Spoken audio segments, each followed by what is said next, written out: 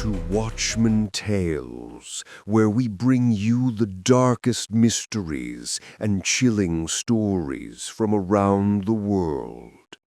Tonight, prepare yourself for 10 terrifying tales that will keep you awake long after the lights go out.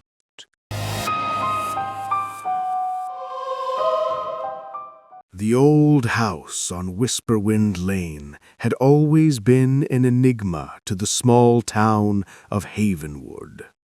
Its gabled roof seemed to stoop under a permanent gloom, and its windows, like vacant eyes, stared out at a world it no longer wished to be a part of. The locals told stories, of course. They always do. They spoke of the previous owners, the Canes, a family who had simply vanished one cold autumn night, leaving a half-eaten meal on the dining table and the front door ajar. No one ever saw them again. For decades the house stood vacant, a monument to a mystery no one dared to solve. Until Sarah and Mark, a young couple full of the naive optimism of new homeowners, decided to buy it. They saw potential, a fixer-upper with character. The real estate agent, a nervous man who couldn't meet their eyes, practically gave it away. Their first night in the house was a mix of excitement and unease. The air was heavy and smelled of dust and forgotten things. Mark was in the living room, trying to wrestle a stubborn window open, while Sarah was in the kitchen, wiping down countertops. It was then that she heard it, a faint melodic hum, like a forgotten lullaby. It seemed to come from the walls themselves. She called out to Mark, but he couldn't hear her over the squeak of the window frame. The humming grew louder, a mournful, almost sorrowful tune. It wasn't until she followed the sound to the pantry that the humming stopped abruptly, replaced by a single distinct whisper right beside her ear. "Get out." She screamed, stumbling back and knocking over a stack of canned goods. Mark rushed in, finding her pale and trembling. He tried to calm her, assuring her it was just the wind or the old pipe settling. They decided to brush it off, attributing it to their own overactive imaginations. But the whispers continued. They were subtle at first, just fleeting sounds carried on the wind, but they grew bolder each night. They weren't just whispers, they were names, fragments of conversations, and then coherent sentences. "He's not worth it. Why did you do it?" The whispers were accusatory, filled with a deep, ancient rage. One evening, Mark was in the cellar, working on the old fuse box. Sarah was upstairs in their new bedroom, trying to read. The house was silent, a rare, unnerving silence. Suddenly, a new sound cut through the quiet, a sound of shattering glass from downstairs. Sarah froze, her heart hammering against her ribs. She called out to Mark, but there was no reply. She crept down the stairs, her feet silent on the dusty runners. The glass was from the living room window, shattered from the inside, as if something had burst through it. A cold draft swirled in, carrying with it a chilling, high-pitched laugh. It was the laugh of a little girl, innocent and terrifyingly joyful. She found Mark slumped against the cellar door, his face ashen. He was pointing a trembling finger at the wall. In faint, almost imperceptible script, words had been scratched into the plaster. "He buried her in the garden. He knows." The words seemed to vibrate with a cold energy. They weren't just writing, they were a confession, a revelation of a hidden crime. Mark, a rational man of science, was a broken mess. He told her about the cellar, about how he had heard the Keynes' voices, a husband and wife arguing, and the heartbreaking sobs of a child. He had felt something cold and unseen push him against the wall, forcing him to witness the message. The next day, they called the police. With permission, a team of forensic officers carefully excavated the garden.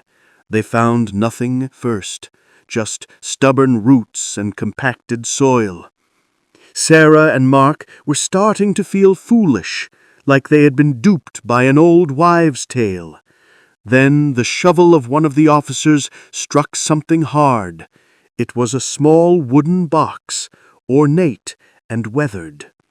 Inside, they found a child's rag doll, a tiny locket with the initials LC engraved on it, and the small, rusted pair of scissors. Beneath the box, they found what they truly were looking for: the skeletal remains of a small child buried shallowly beneath the ground. The discovery was a national sensation. The house on Whisperwind Lane was now a crime scene, a grim tomb. The bones were identified as belonging to Lily Kane, the youngest daughter of the family who had vanished. The police investigation soon led them to the Keynes' extended family, who reluctantly confessed to a long-buried secret. The Keynes had been in a bitter custody battle with the father of Lily's twin sister, who they claimed was unstable. In a fit of rage, the father allegedly killed Lily and buried her in the garden, a dark secret the family had tried to hide for years. He was never a suspect because his family provided him with a fake alibi for that night, and since then he has lived a normal life in a nearby town. The house on Whisperwind Lane was quiet after that. The whispers had stopped, the laughing was gone, but Sarah and Mark couldn't stay. They sold the house at a loss, a grim testament to the fact that some secrets are not meant to be uncovered.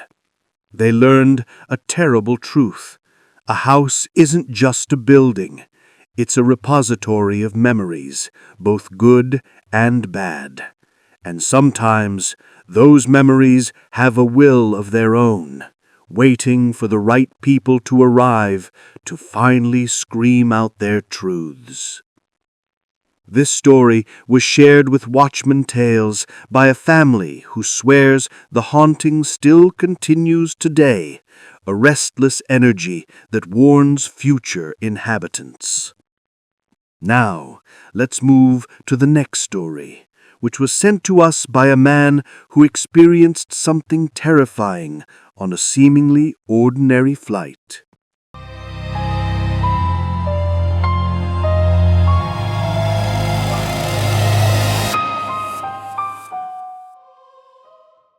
The night flight from London to Singapore was as routine as any other for Captain David Chen. The hum of the twin engines, the soft glow of the cockpit instruments, the distant murmur of sleeping passengers, it was a symphony of normalcy. David had been flying this route for 15 years. He knew every turn, every air current, every potential emergency. But tonight, there was a feeling he couldn't shake, a cold prickle on the back of his neck that felt like a premonition. He brushed it off as a simple case of fatigue. He was a man of logic, of procedure, of checklists. Superstition had no place in the cockpit. The flight was smooth, cruising at 35,000 feet over the vast, inky expanse of the Indian Ocean. David checked in with his co-pilot, Mark, a young, eager aviator on his first long-haul flight. "All good back there, Mark?" David asked, his voice low and calm. "Just a bit of turbulence, Captain," Mark replied, his eyes glued to the flight path monitor. "It's a little bumpier than usual." David nodded, his eyes scanning the horizon.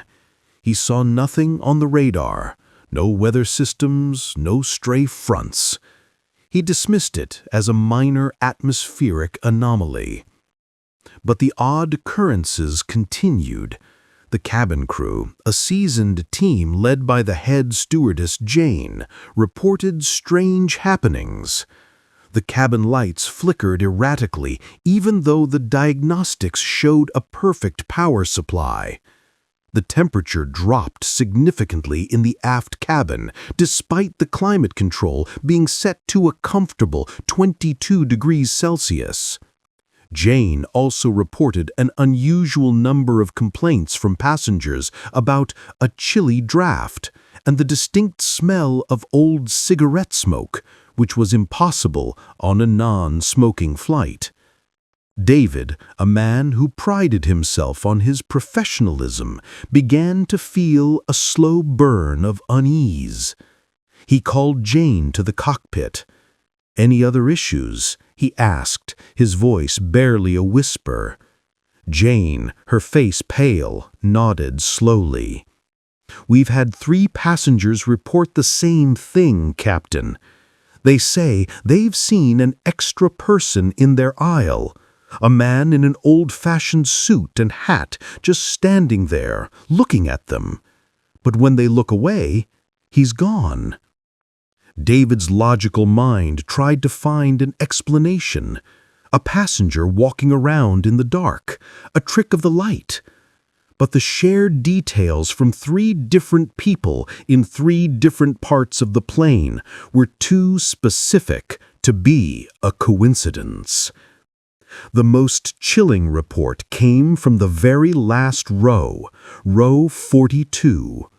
An elderly woman, a frequent flyer on this route, was a bit shaken. She claimed that she had seen a man sitting in the empty seat next to her, a man in a dark suit with a long, gaunt face. She swore he was there, with his hands folded in his lap, and then, without a sound, he simply dissolved. Her blood ran cold. The last passenger, the empty seat in row 42. As the plane began its final descent, the reports escalated. The intercom system crackled with static, emitting a faint, distorted voice that sounded like a low whisper.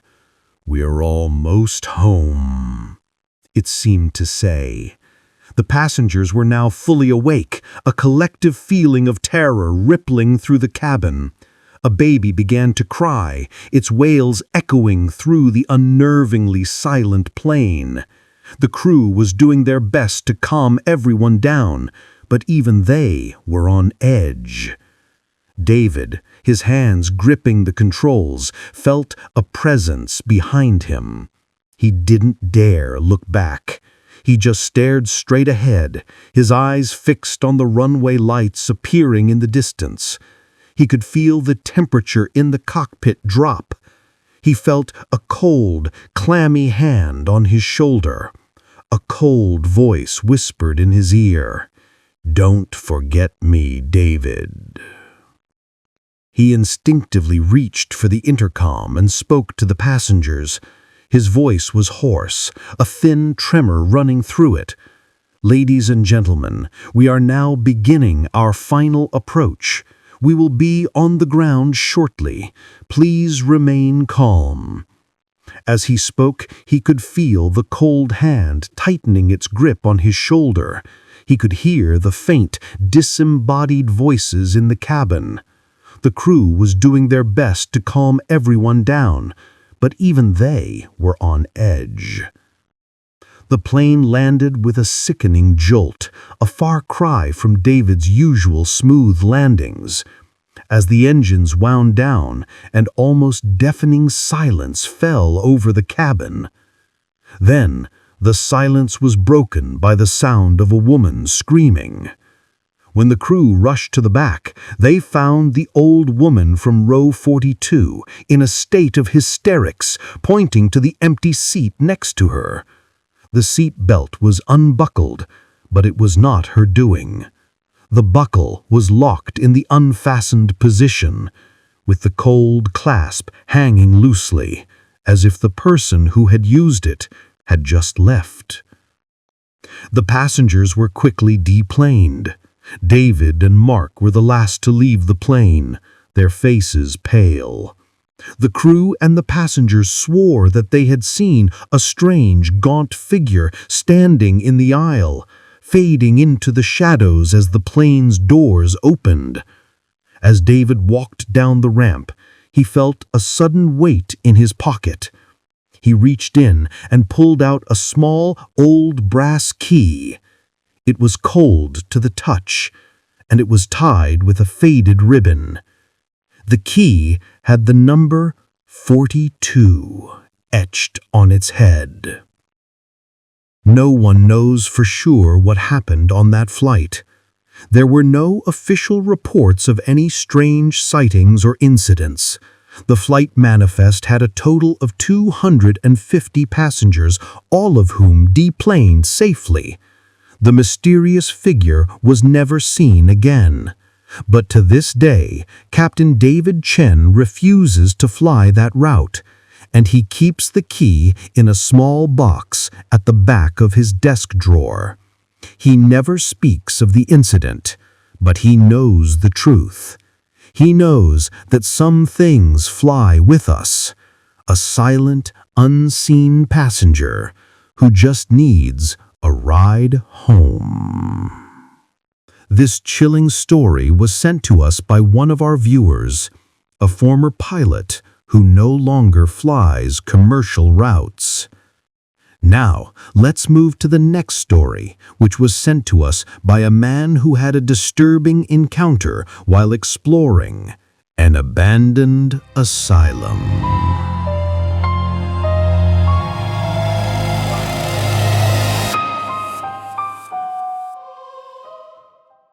The asylum had been abandoned for over half a century. Its crumbling brick facade was overgrown with ivy, and its barred windows stared out like 1,000 blank eyes. Local legend in the small town of Blackwood said the asylum was cursed. It was built on the site of an ancient burial ground, and the patients, driven to madness by the tortured spirits, had risen up one fateful night and turned on their keepers. The asylum was closed, the patients were relocated, and the town tried to forget. But for me and my friends, a group of urban explorers, the asylum was an irresistible magnet. We were thrill seekers, adrenaline junkies looking for the next big scare. Armed with high-tech cameras, flashlights, and a healthy dose of bravado, we decided to spend a night in the Last Ward. The Last Ward was what the locals called it, the very back of the asylum where the most violent and incurable patients were kept. We chose a crisp, moonless night in late October. The air was cold, and the silence was absolute. The asylum seemed to breathe, the wind whispering through its broken windows like a sigh of pain. We made our way through the main hall, our flashlights cutting through the thick darkness. The air was heavy with the smell of mold and decay. Broken beds, rusted surgical tools, and patient files filled with cryptic notes were scattered everywhere, a grim tableau of forgotten suffering. We could feel the coldness in the air, but we dismissed it as the natural chill of the abandoned building. We were wrong. As we reached the last ward, the temperature dropped significantly, and a tangible sense of dread settled over us. The door to the ward was a thick, rusted metal slab, and as we pushed it open, it groaned like a creature in agony. The ward was a long, dark hallway lined with small cells. Each cell door had a small pee-hole, and we could feel the sense of being watched from behind them. My friend Mike, a man who rarely showed fear, swore he heard a faint scratching sound from inside one of the cells. We told him it was just the wind, but he was visibly unnerved. As we explored deeper, a new sound cut through the silence, a soft, whimpering cry. It sounded like a child, and it was coming from the very last cell at the end of the hall. The sound was so heartbreakingly real that we froze in our tracks. My other friend, Leo, a hardened skeptic, grabbed his camera and began filming. "This is it, guys. This is what we came for." We approached the last cell. The door was slightly ajar. We pushed it open, and the whimpering stopped. The room was empty, save for a single rusted bed frame. But there was a small, dusty child's drawing on the floor. It was a crude drawing of a stick figure with a huge, smiling face. The eyes, however, were not smiling. They were empty, black circles. We felt a presence behind us, a cold, silent weight that seemed to press in on us from all sides. A low, guttural growl came from the empty cell. We scrambled back in terror, shining our flashlights into the cell, but there was nothing. The whimpering started again, but this time it was coming from the cell behind us, the one we had just passed. We turned and fled, our bravado replaced with a desperate need to escape. As we ran through the long hallway, the sounds of scratching, whimpering, and guttural growls followed us, coming from the cells on both sides. We could hear the sounds of heavy footsteps running behind us, but when we turned, there was nothing. We felt the coldness of invisible hands pushing us, pulling at our clothes. We burst out of the asylum and didn't stop running until we reached our car. We drove away in a panicked silence, our hearts pounding. It wasn't until we were a few miles down the road that we realized we had lost something. Leo had dropped his camera. We debated going back, but the fear was too great. We had a brief moment of bravado, thinking we could go back in the morning and retrieve it. But the memory of the sheer terror of that night, the unseen presence, the sounds, and the cold, unyielding weight of the air was too much. We had to leave. We had to move on. We never went back to the asylum. We never found the camera. A few months later, a local news story reported that the asylum had been purchased and was scheduled for demolition. It was only then that we felt we could finally be free of the place. But we weren't. We still have nightmares about the asylum, about the last ward, and about the whimpering child. And sometimes, late at night, when the wind howls, we can still hear the faint sound of a child's whimpering carried on the wind.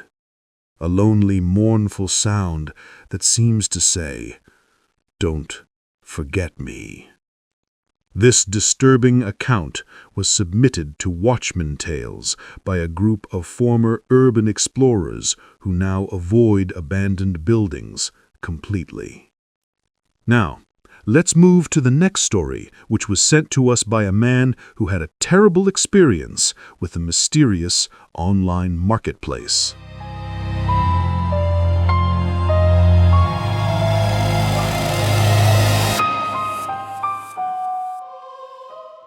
Daniel was a collector of rare antiques, a man with a keen eye for the unusual and the beautiful. He spent his weekends scouring flea markets and his nights browsing obscure online forums and marketplaces. He was always on the lookout for that one piece, the one that would complete his collection. One night, while browsing a lesser-known antiquities site, he stumbled upon it. It was a clock, a magnificent grandfather clock crafted from dark polished wood, with a face of intricate brass and a pendulum of polished silver. The description was minimal. A timepiece of exquisite design, price negotiable. Daniel was intrigued. The clock's beauty was undeniable, but there was something about it that was unsettling.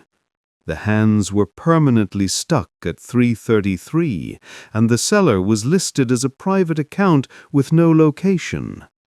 Daniel, however, was too captivated to be wary. He contacted the seller, and after a brief negotiation, the clock was his. The seller gave him an address for a small, unassuming shop in a part of town Daniel had never visited. The transaction was done in cash, and the seller, a gaunt, quiet man, simply handed over the clock and left without another word. Daniel brought the clock home and placed it in the center of his living room. It was a statement piece, a magnificent monument to a bygone era. He spent the entire evening admiring it, trying to figure out its inner workings. He noticed that the clock had no winding mechanism, no keyhole, no way to power it. He assumed it was broken, a beautiful but silent artifact. He was wrong. The first strange occurrence happened that night. At precisely 3:33 a.m., a soft, melodious chime echoed through his house. It was the chime of the clock, a beautiful and haunting sound. Daniel, startled awake, rushed to the living room. The clock was still, its hand stuck at 3:33. The chimes stopped as soon as he entered the room. He told himself it was just a coincidence, a hallucination brought on by sleep deprivation. The chimes continued every night at 3:33 a.m. Daniel, now obsessed, began to stay up to witness the phenomenon. He noticed that with each chime the clock seemed to change.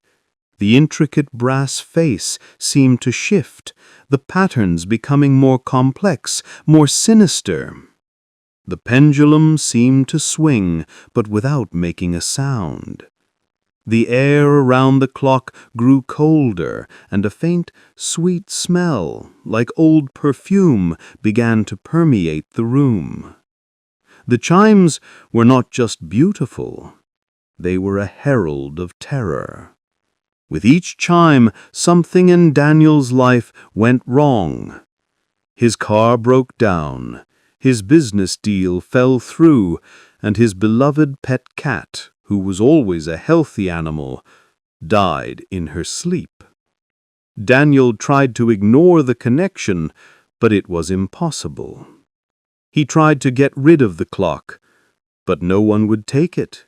He tried to sell it online, but the listing was always taken down. He tried to give it away, but his friends and family were unnerved by its eerie presence. One night, at exactly 3:33 a.m., the chimes began again. This time, they were not just a sound. They were a chorus of whispers, of disembodied voices that seemed to scream Daniel's name. He saw a shadowy figure in the corner of his eye, a gaunt, shadowy figure that resembled the seller. The figure pointed a long, bony finger at him. A voice, the same voice he had heard in his dreams, spoke to him from the clock. "You are mine now. The price is paid." Daniel ran from his house, leaving the clock to its sinister chimes. He spent the night in a hotel, terrified, a cold dread settling over him. He knew the truth now. The clock was not an antique. It was a curse. It was a vessel, a trap for a collector who was too greedy and too naive to see the truth. He never went back to his house. He never tried to reclaim his belongings. He gave up everything to escape the clock's sinister grasp. He left town and started a new life, a life of fear and regret.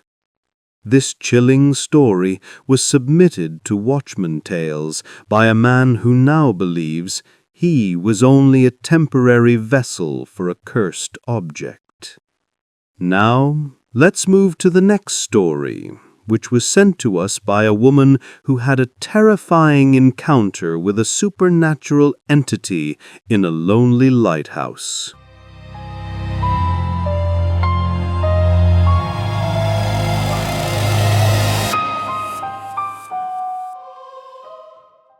Alara was a marine biologist, a woman whose life was dedicated to the study of the ocean's vast and mysterious depths.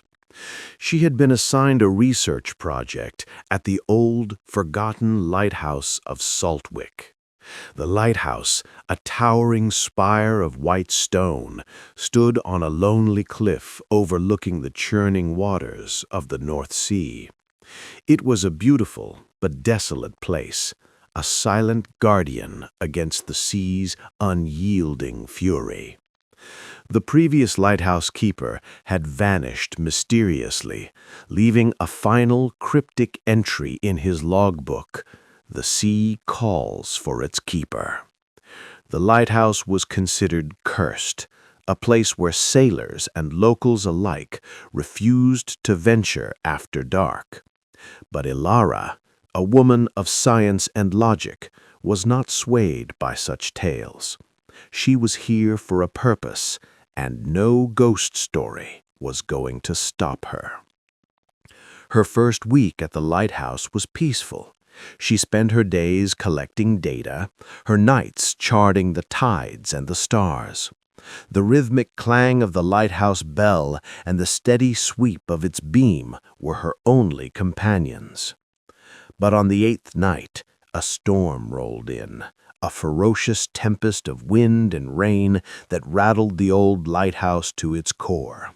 The power went out, plunging the world into a complete and utter darkness. Alara, armed with a flashlight, began to make her way up the winding stone staircase to the lamp room. The stairs, slick with moisture and worn by time, groaned under her weight. As she climbed, she heard a sound, a faint metallic clang, like a hammer striking metal. It was coming from the lamp room. Her heart pounding in her chest, she cautiously continued her ascent. She reached the lamp room door and pushed it open. The room was bathed in the faint, flickering light of a single oil lamp. A figure stood with its back to her, a tall, gaunt man in a heavy, old-fashioned raincoat. He was hammering at the lamp's intricate mechanism. "Excuse me," Alara said, her voice barely a whisper. The man didn't turn around. He just continued his work, the rhythmic clang of the hammer on metal filling the room. Alara felt the cold dread settle in. The man was not human. His movements were too fluid, too unnatural. He seemed to glide rather than walk, and his hammering was a mechanical, unhuman rhythm. The smell of salt and decay hung in the air, a scent that was too strong to be of the sea. Alara, her hands trembling, slowly backed out of the room. She could hear the man's work stopping, a sudden, unnerving silence. A cold gust of wind blew past her, and she felt a cold, unseen hand brush her arm. A low, raspy whisper, filled with a deep, ancient sorrow, echoed in her ears. "The sea calls for its keeper." She stumbled down the stairs, her mind a maelstrom of fear and disbelief.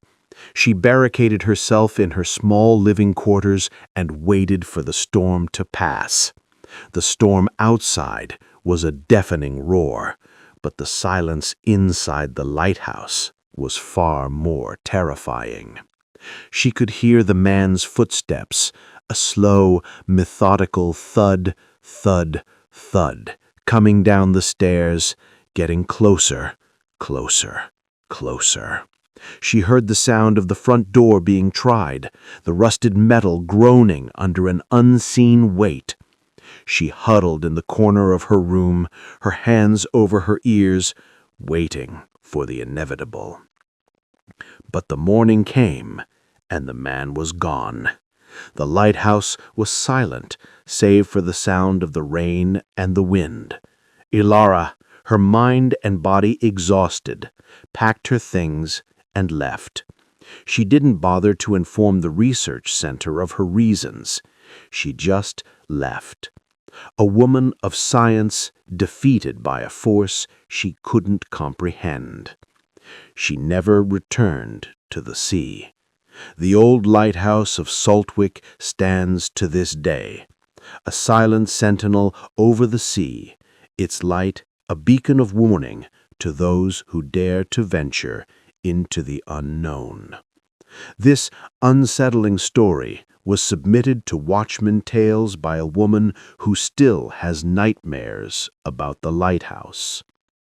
Now, let's move to the next story, which was sent to us by a man who had a disturbing encounter with a mysterious hitchhiker on a lonely road.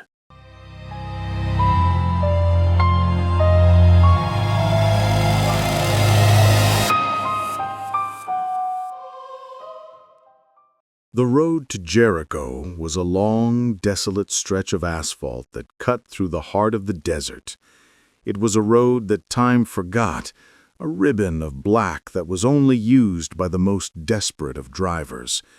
For Marcus, a truck driver on a long-haul trip, it was just another route, another day on the job. But this day was different. The air was heavy and still, the kind of stillness that precedes a storm. As he drove, a feeling of unease settled in, a cold prickle on the back of his neck that he couldn't shake. It was late, and the moon was a thin sliver of silver in the black sky. The only light was the beam of his headlights cutting through the darkness. He saw a figure on the side of the road, a lone figure with a thumb out. It was a young man in a heavy coat, and his face was pale, his eyes dark. Marcus, a kind man who had given rides to countless travelers, slowed down and pulled over. "Where are you headed, son?" he asked.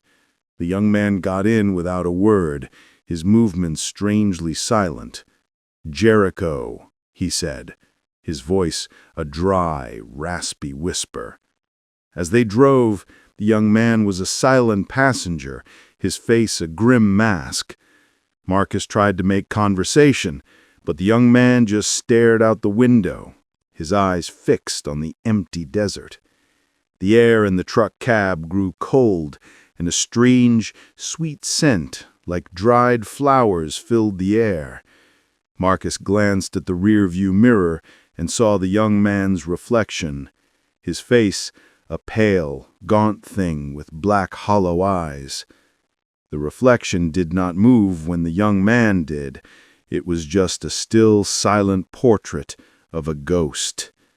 Marcus, his heart pounding, gripped the steering wheel.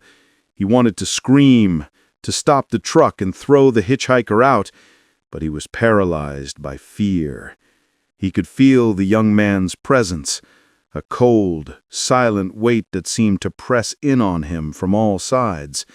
He could hear a faint, distorted voice whispering in his ear, a voice that was both sad and full of rage. "They left me here," it whispered. They just left me here." He drove faster, his foot pressing down on the gas pedal, the engine groaning under the strain. He could feel the cold hand of the hitchhiker on his shoulder, a silent, chilling touch.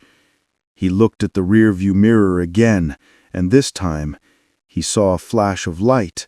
The hitchhiker's reflection was gone, replaced by the image of a car wreck, a crumpled, burning wreck on the side of the road.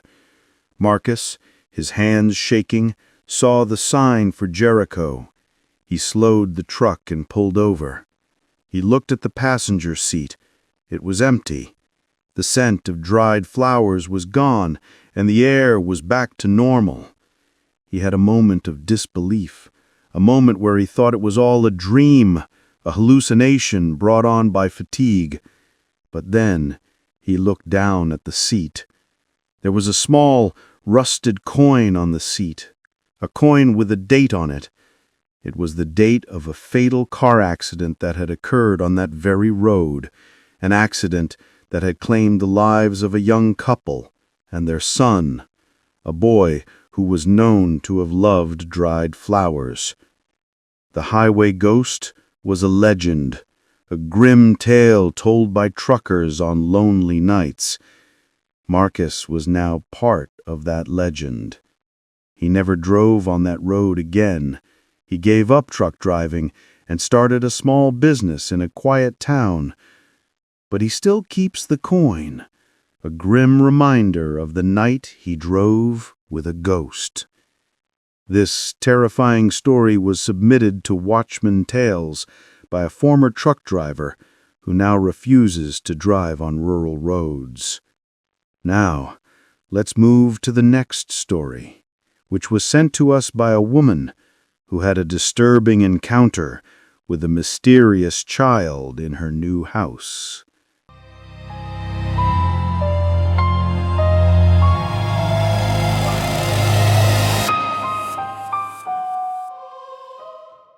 When Jessica bought the old Victorian house on the outskirts of town, she knew it was a project. It was a beautiful but neglected home, full of character and a heavy layer of dust. The real estate agent, a woman with a nervous smile, assured her that it was a steal.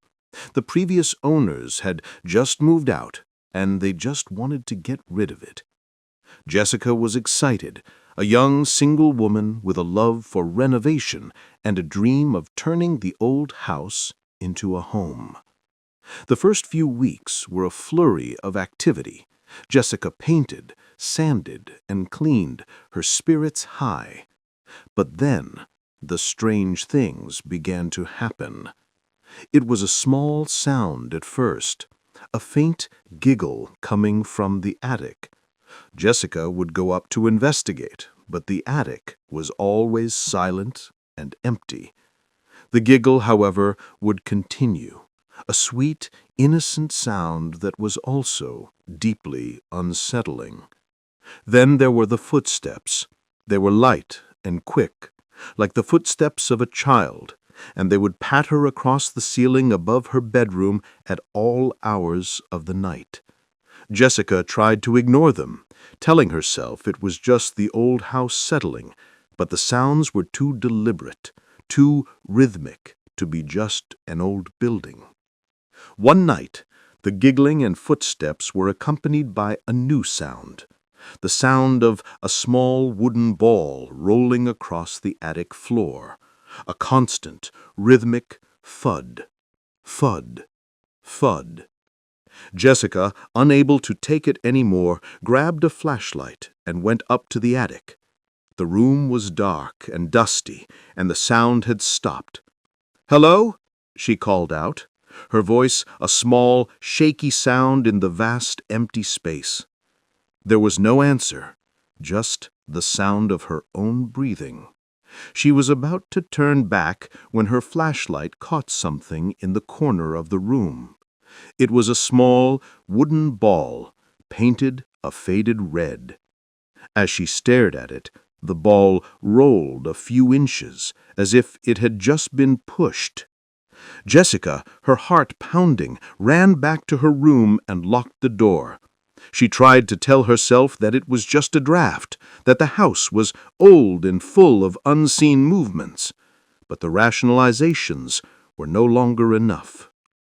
The next night she heard the footsteps again, but this time they weren't in the attic. They were coming from the hallway, just outside her door. She heard the sound of a small hand scraping on her door, a sound so close and so real that she almost screamed. The presence in the house was no longer a shy, distant spirit. It was a bold, malicious entity. One morning she came downstairs to find her furniture rearranged. Her couch was in the middle of the living room, and her coffee table was turned on its side. In the middle of the floor, a single word was written in the dust, a shaky, childlike scrawl: "Play." Jessica, terrified, called the police. They came, but they found no evidence of a break-in.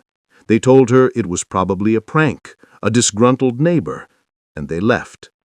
But Jessica knew the truth. She was not alone in her house. She was sharing it with a child, a ghost, a presence that wanted to play.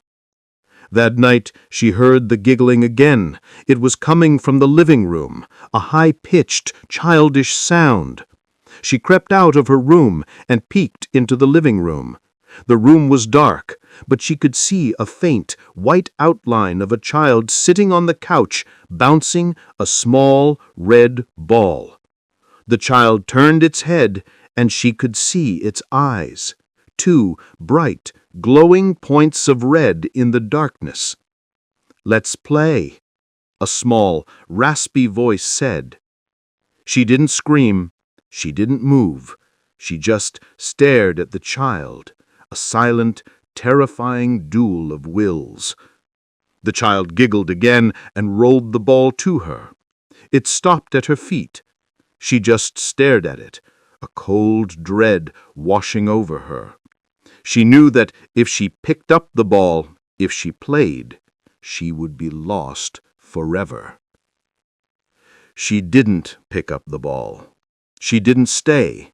She ran, leaving everything behind. She never went back to the house. She never tried to sell it. She just left it, an empty monument to a game she refused to play. The house still stands, a lonely, silent place, and they say that on quiet nights you can still hear the sound of a child's laughter and a small wooden ball bouncing on the floor, waiting for someone to play. This chilling story was submitted to Watchman Tales by a woman who still has nightmares about the house. Now, let's move to the next story, which was sent to us by a man who had a terrible encounter with the mysterious videotape.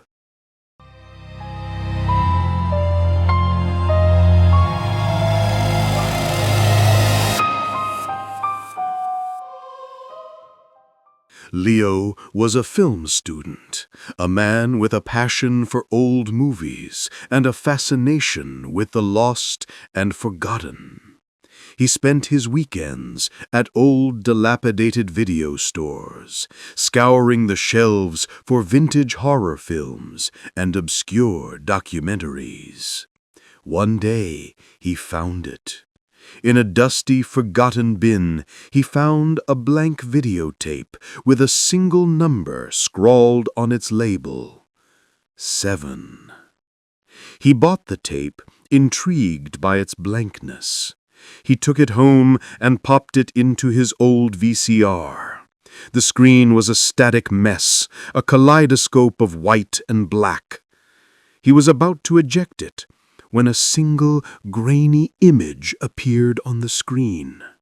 It was a room, a simple, empty room with white walls and a single chair in the middle. The camera was still, and the image was silent. For a few seconds, nothing happened. Then a figure appeared in the chair. It was a woman, her face pale and gaunt, her eyes dark and hollow. She didn't move, just sat there, staring at the camera. Leo, unnerved but intrigued, watched as the woman began to rock back and forth, a slow, rhythmic movement. A faint sound, a low, mournful hum began to fill the room. The woman began to cry, a silent, heartbreaking cry. The hum grew louder, a deep, unsettling groan. The woman's face twisted into a mask of pure terror, her mouth wide open in a silent scream. The screen cut to black. Leo was shaken. The tape was not a film, it was something else, a silent, terrifying confession of a forgotten trauma. He tried to fast-forward the tape, to find the end, but the fast-forward button was unresponsive. The tape was stuck in an endless loop of the same terrifying scene. He ejected the tape and put it away. He tried to forget about it, but he couldn't. The images were burned into his mind, the silent scream of the woman echoing in his ears. He tried to throw the tape away, but it would always reappear in his drawer, in his backpack, on his desk. It was like a parasite, a thing that had attached itself to him and would not let go. He tried to destroy it, to burn it, to cut it, but the tape was indestructible. He knew he was trapped. He was the keeper of a terrible secret, the unwilling witness to a forgotten tragedy. One night, he was watching a different tape, a classic horror movie. Suddenly, the screen flickered, and the image on the screen was replaced by a familiar one, the empty room from tape 7. The woman was there, but this time she was not alone. A shadowy figure stood behind her, a tall, faceless thing with long, spindly fingers that were wrapped around her throat. The woman was still, her eyes wide with terror. The shadowy figure's head slowly turned, and Leo could feel a cold, piercing gaze from the screen. "You're next," a low, raspy voice whispered from his speakers. Leo, screaming, ripped the tape out of the VCR. He packed his things and left his apartment, leaving everything behind. He ran, leaving his life, his dreams, and his possessions behind, all to escape a small black tape. He knew the truth now. The tape was not a recording. It was a curse. It was a vessel for a malevolent spirit, a thing that fed on fear and sorrow. He now lives a quiet, isolated life, but he is never truly alone. He can still feel the presence of the shadowy figure, a cold, silent weight that follows him wherever he goes. And sometimes, late at night, he can hear a faint whisper in the darkness, a voice that says, "You're next." This unsettling story was submitted to Watchman Tales by a man who now avoids all forms of digital media. Now, let's move to the next story, which was sent to us by a woman who had a terrible encounter with a mysterious force in a lonely cemetery.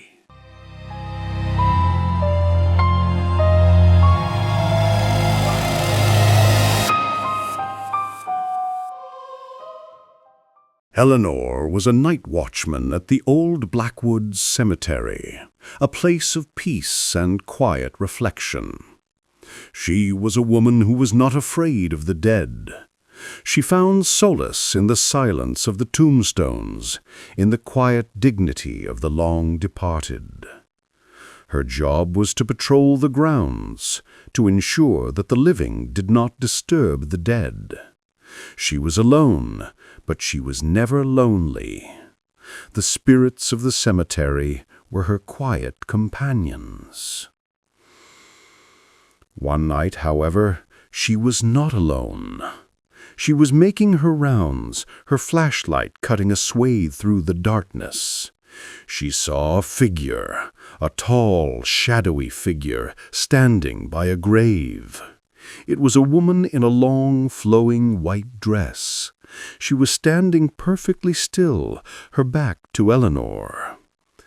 Eleanor, a woman who had seen her share of strange things, approached with caution. "Ma'am, the cemetery is closed," she said, her voice a low, calm sound. The woman didn't move. Eleanor shined her flashlight on the headstone the woman was standing in front of. It was a small child's headstone, and the inscription was faded with time. Eleanor, a sudden cold dread settling in, shined her flashlight on the woman's back. The woman was transparent, a misty, ethereal figure that was almost see-through. She was not a living being. She was a ghost. Eleanor, a woman who had a healthy respect for the paranormal, but who had never encountered a spirit so clearly, stood her ground. "What do you want?" she asked, her voice trembling. The ghost turned around slowly. Her face was gaunt, and her eyes were dark, hollow things. Her mouth was a wide, silent scream. She raised a pale, ethereal hand and pointed to her own grave. Eleanor's heart hammered against her ribs. She was a watchman of the cemetery, but she had never learned the history of its inhabitants. She felt a cold, unseen force pull her toward the ghost. The air grew colder, and a faint, sweet smell, like dried roses, filled the air. She could feel the ghost's silent scream, a silent, piercing shriek that seemed to tear at her soul. Eleanor, her mind a maelstrom of terror and disbelief, stumbled back. She ran, her feet pounding on the soft ground. She didn't look back. She didn't stop running until she reached the safety of her car. She drove away from the cemetery, leaving her job, her solitude, and her peace behind. She never returned. She never learned the name of the child or the ghost that mourned her. The old Blackwood Cemetery is still there, a silent place where the living come to mourn the dead. But now it is also a place where a ghost mourns a forgotten child, a restless spirit that still stands by a small, unmarked grave, waiting for someone to finally tell its story. This chilling story was submitted to Watchman Tales by a former watchman who now avoids all cemeteries. Now, let's move to the next story, which was sent to us by a man who had a terrible encounter with a mysterious entity in a lonely cabin in the woods.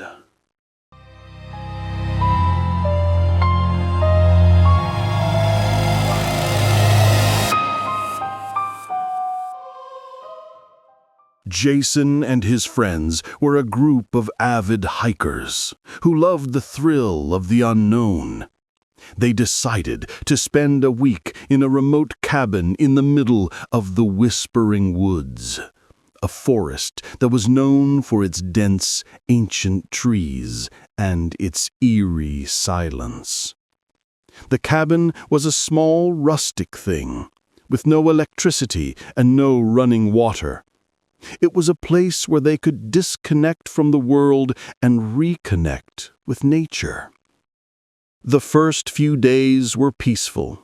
They hiked, fished, and told stories around the campfire.